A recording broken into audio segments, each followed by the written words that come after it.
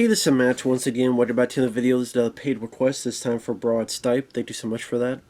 And for those interested in requesting any type of videos, topics, reactions, commentaries, what have you, feel free to send it either directly to my PayPal or join my Patreon. Both links are down below in the info box. And like I said, this is for Skyline. Now, Skyline is a 2010 film that I remember when I first saw this and quite enjoyed. And while I wouldn't say I liked it as much as I did back in the day, I would say it probably went down a little bit for me. This is still a sci-fi film I didn't mind. And I think at the time, I would hear these reviews calling it as if it was one of the worst science fiction films ever, and I'm sitting there going, you haven't seen a lot of movies then. Let me show you a bunch of movies, including sci-fi movies. Is it a movie where there's some stuff that doesn't work? Yes. But I think for the low budget the Strause brothers had, they accomplished some pretty decent work in this. What was it, like? I mean, I'm not saying it was cheap, like $2 million. I think it was like $20 million, which is, to me, still a lot of money. But I mean, compared to a lot of other movies, like, the effects are still pretty damn solid. I like some of the actors. Eric Balfour stars in it. He's a bit underrated. This is a guy that's kind of sad he never really got a bigger career. Because thought he did a good job in the 2003 Texas Chainsaw Massacre film. I thought he did a good job with that movie. And I thought he did a good job here as well. Never thought he was bad. Again, sadly, just his career didn't really take off. Donald Faison, I didn't mind him as well. Didn't mind the actress that played Eric Balfour's wife. The movie, in a way, is a smaller scope because it's an alien invasion movie. Like, we haven't seen enough of those. But pretty much, Eric Balfour and his wife come into L.A. because his buddy Donald Faison's having a birthday party. They're at the guy's condo, and pretty much this invasion starts, and most of it is from the POV of being stuck in this condo and try to figure out what to do next.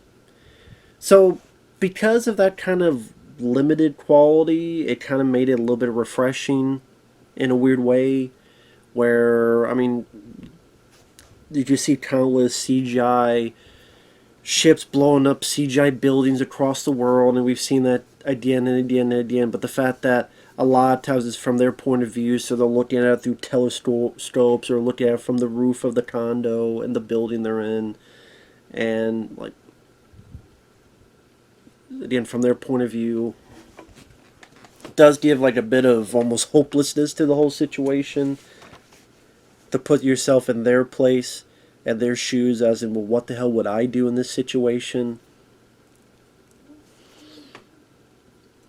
And it's one of those things where it also does have some fun, crazy, batshit B-movie ideas that I really do wish they had followed through in the sequels, because it did get 2 sequels. It got 2 direct-to-video sequels, Beyond Skyline, I think one called Skylines. I think both have higher ratings than this, which I disagree with. Because the way this ends gave a lot of potential, and then that was completely squandered in the sequels. So that kind of pisses me off, to be honest. But it's a pretty simple formula. Again, birthday party, streaks of blue light coming from the sky. And they do this thing where, like, people see the light and their bodies changing, they start getting hypnotized and getting ready to be pulled into, which you find out later as to why that's happening. But Eric Balfour, he keeps getting stopped. Either Donald Faison tackles him, his buddy tackles him, or his wife helps him out, or something else. It's this guy that's been changed over and over and over again, and you can almost say that, in a way, this could be like a origin of a superhero movie, in a weird way, for how the ending transpires. And that gave it a little bit different motif compared to other alien invasion films. It gave it a little bit different taste, a different feel. And liking that and liking Eric Balfour made it an easy watch. Like I said, I think the effects for the Strause brothers, I know they got in a bit of deep shit for a bit because apparently they were supposed to work on effects with Battle Los Angeles. Then they did this. I guess the company thought, oh, well, they assumed that they developed shit for Battle LA, but then they took it and they put into this instead for their own film. And then ultimately they find out that's not the case. Which Battle Los Angeles got a lot of shit too. But that film I like more than this, and Battle Los Angeles I think is a very underrated, fun, entertaining movie. Yes, too much shaky cam, I agree. But straightforward, military versus aliens, Aaron Eckhart stole the show. I still love Battle Los Angeles. I still really do enjoy that film. I need to watch it again sometime. But and that gets like what, 5.4, like 5 point, like too low in my opinion. But that's just me. Now I just see people complain that it seems like not a whole lot happens. Just again, a lot of it is them stuck in the condo. But I thought, for the budget they had, there's some nice eye-popping moments, like when the Eric and Donald get on the roof. I thought it was a cool shot where you see the ships cascade through the clouds and the reveal. Pretty much the poster shot. That's what it's, the poster shot. I thought that looked really neat. And yeah, the designs of the aliens are nothing to run home about in terms of originality. I mean, you've seen the kind of stuff where their squid lights reminds you a bit of the creatures in, the Matrix or anything of those sort. So it's nothing to like be mind-boggling in terms of designs, but I thought was efficient enough. What this felt like was if a Sci-Fi Channel film actually had a budget. And you know what? A lot of those Sci-Fi Channel films, if they actually had a budget that didn't try to make me act a fool or take me for an idiot for thinking this is supposed to be... Like, they try to go into, it's so bad, it's funny, isn't it, guys? And I'm like, no, it's just annoying. And stop winking at me. Shut up. Yeah, that's the reaction I get towards them. Some people do laugh and enjoy them. To me, I'm like, fuck you. I'll go watch a better movie. But for ones that try to take themselves a bit more seriously, like, if you had a budget to actually look like you're worth the shit, no matter how ridiculous it is, I might get some fun enjoyment out of it. And that was the case in this movie.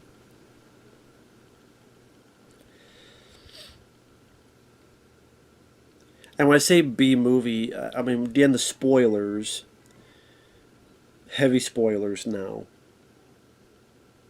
They don't know what to do. They're stuck in the condo. What do we do? Do we just stay in here? But then they could come in. So maybe we could try to escape. They try to escape. And as soon as they try to escape, boom. One of the cars gets stepped on. Donald Faison tries to leave. He gets grabbed. Eric Balfour tries to help. He gets sucked away. Which is too bad. I kind of wish Donald Faison was in the movie more. I wish he had lasted longer. So that's sad that he... I mean, it's probably... I mean, it's not like it was only 10 minutes in the film, but it still felt like it was too short of a running time.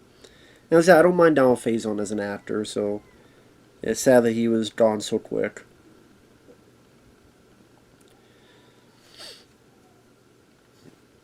And it's pretty much them being chased along the garage and going back to the condo, and there's these squid-like alien creature things, and then there's much bigger versions of them, and destroying buildings left and right. But again, we're in there kind of like what Steven Spielberg was kind of doing with War of the Worlds 2005, where we're with this one group and seeing the peripheral vision of the events transpiring. Only 2005 War of the Worlds had the budget to be more expansive in different cities, while here is in this one area of this condo. I mean, you could argue this is effects demo reel for the Strause brothers. Like, this is what we could do for this budget, and then we kind of limp a plot together. If you say that, you have a fair point. But the movie went at a decent enough pace for me. Like I said, I didn't mind the actors involved.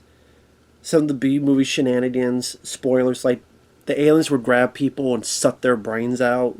Which reminds me of Starship Troopers. They sucked his brains out. That kind of reminds me of something that would be in the 1950s in a good way. So I'm like, okay, yeah, that's kind of a fun idea. Yes, there are moments that are ridiculous. For example, when they're stuck back in the condo, where it's Eric, his wife, Donald Faison's girlfriend, also this concierge that joined them.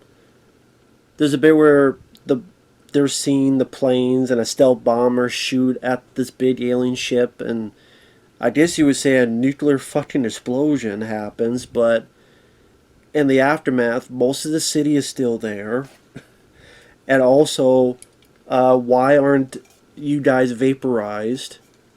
And then they go, we need to leave because if they don't kill us, the radiation will. I'm like, technically, you're already dead. If the radiation,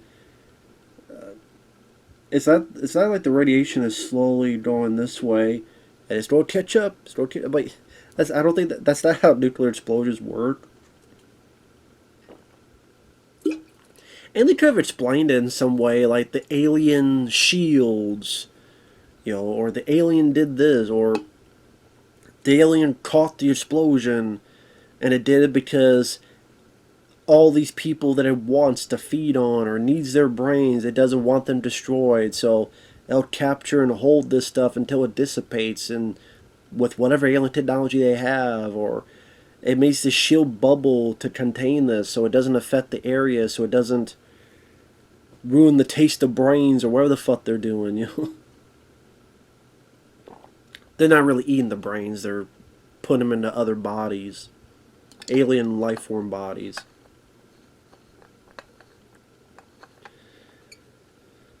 But there's ways you could have done in such a sci-fi term. They didn't. So you just keep asking why the fuck are they not dead?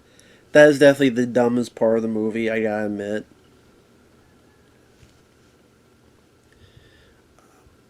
But I do like this kind of... You know what this is, in a way? It's kind of like a pretty decent pilot for a potentially interesting TV show. Because the couple try to escape, they see soldiers, they get fucked up by the aliens, including choppers crashing near them. The two of them worked with each other to beat the shit out of this alien drone thing with the cinder blocks and shit, just beating the shit and just punching the shit out of it. They realize it's hopeless. They get pulled up. I thought the shot was a decent shot, going slow motion, 360 to see just how hopeless the situation is. I thought the music wasn't too bad either. I thought it fit it. I thought the couple... I wish I could remember the actress who played his wife, but Eric Balfour and the wife, I thought they were pretty capable actors in the movie. I thought they did a solid enough job. I don't see what was so bad about their performances, I should say. And then when they get sucked in, you see that the aliens will take, including taking Eric Balfour's brain out, they put into a thing, but they realize, I guess with all the changes he got through and it being with the blue light so many times, it affected his mind, his body. So now he's able to resist it. So even though he's in this alien body, it's still him. And his wife's pregnant. So he beats the shit out of some of these other aliens. He's going to protect the girl. And then, as soon as it gets the most interesting part of the movie, it stops. And that's kind of the frustrating thing, is like, oh, now it's getting really interesting, and then it stops. That's why it seems like a pilot for a TV show that never happened. And then you see like these still pics of him protecting his wife and his unborn baby, beating the shit out of aliens, and I want to see that movie. That's why I wanted to see in the sequel to Skyline. Eric Balfour's character in this alien body. I mean, the last still looked like the fucking poster, the Swamp Thing from the 80s. The movie where Swamp Thing's tearing Adrian Barbeau. Or this alien creature's tearing his wife. That's what it almost looked like. The poster of Swamp Thing. I'm like, I want to see that movie. But then the sequel, spoilers, those characters come back, but then the lady has a baby, and then immediately she dies. And then the Eric Balfour's character like finds some aliens, but then it gets severely wounded. Frank Grillo's in it, gets the baby, leaves. Eric Balfour's character crashes a ship, and then he dies.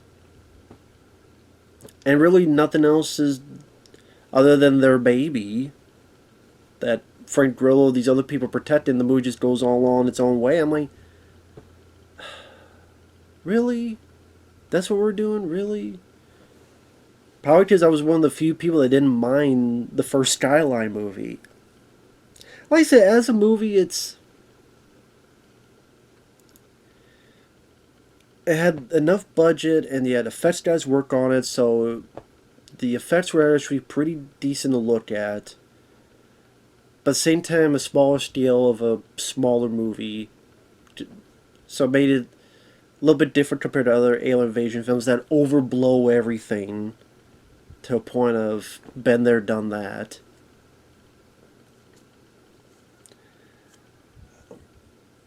Like I said, I didn't mind the two lead characters. I didn't mind Donald Faison.